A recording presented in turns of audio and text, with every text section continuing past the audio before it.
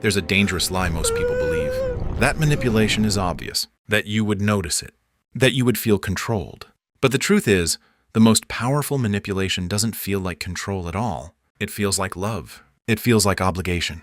It feels like your own decision.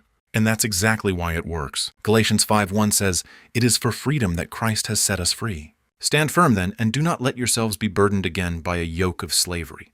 Read that again. A yoke of slavery. Not chains, not cages. A yoke. Something subtle. Something you carry without even realizing it's controlling you. Today I'm going to show you 5 signs you're being manipulated without realizing it. And once you see these, you won't be able to unsee them. Stay with me, because the last one is the most dangerous. Number 1, you feel guilty for setting boundaries. This is where manipulation often begins. Not with force, with guilt. You try to say no, and suddenly you feel like the bad person. You try to create space, and they make you feel selfish. You try to protect your peace, and somehow you end up apologizing. Most people think guilt means they're doing something wrong. But here's the truth. Guilt can be installed, conditioned, used. A manipulator doesn't need to control your actions.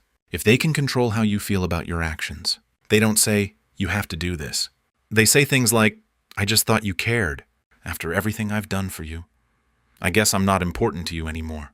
And now you're not choosing freely. You're reacting emotionally. That's not love.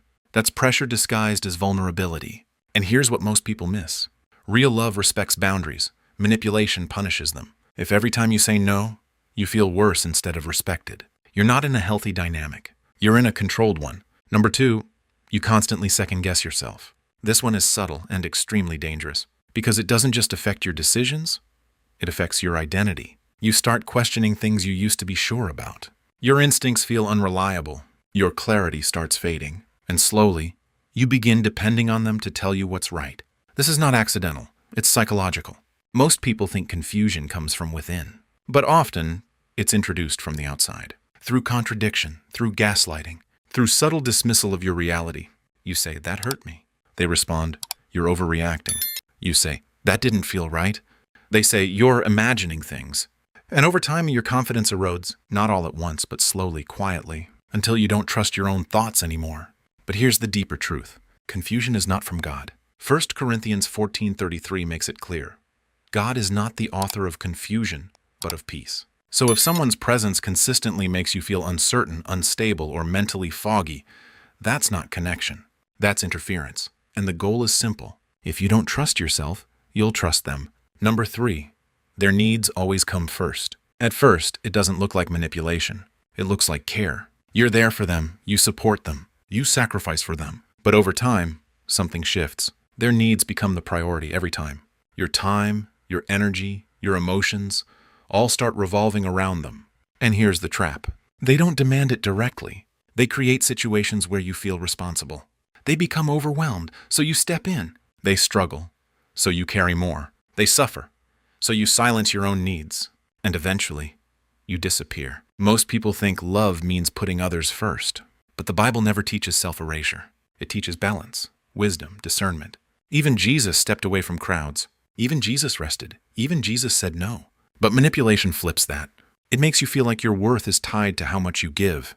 And the more you give, the more they expect, until you're exhausted, drained, empty, and still feeling like it's not enough.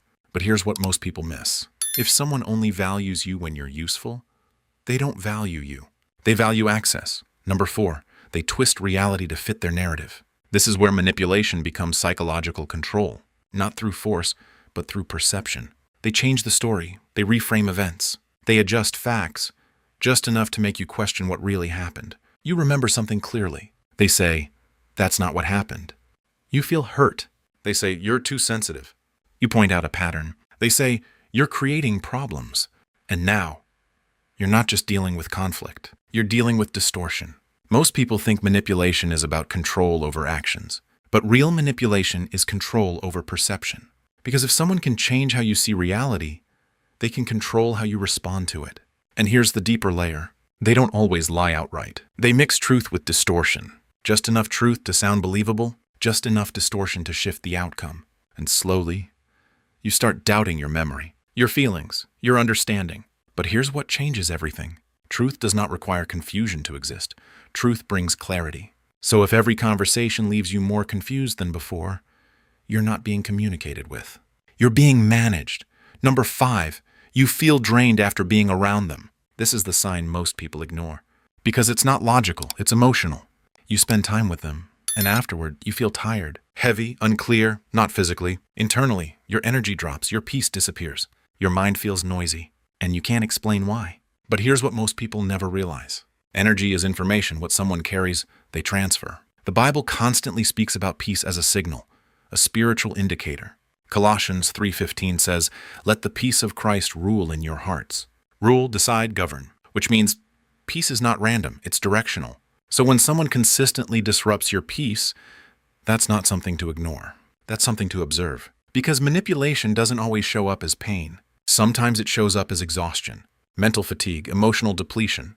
And here's the truth most people avoid. Not every connection is meant to be maintained. Some are meant to be discerned and distanced. Now let's bring this together. Most people think manipulation looks like control. But the truth is, it looks like influence. Subtle, emotional, gradual. It enters through guilt.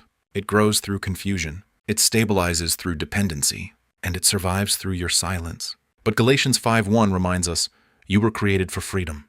Not pressure, not confusion, not emotional captivity, freedom. And that means something important. You are allowed to question what doesn't feel right. You are allowed to step back from what drains you. You are allowed to protect your peace.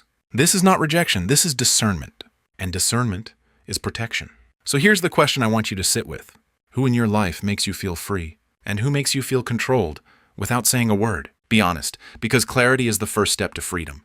If this opened your eyes, comment aware below. One word, because awareness is where everything starts. And if you're ready to stop being controlled and start living with clarity, peace, and truth, stay connected, because the next step is learning how to break free completely.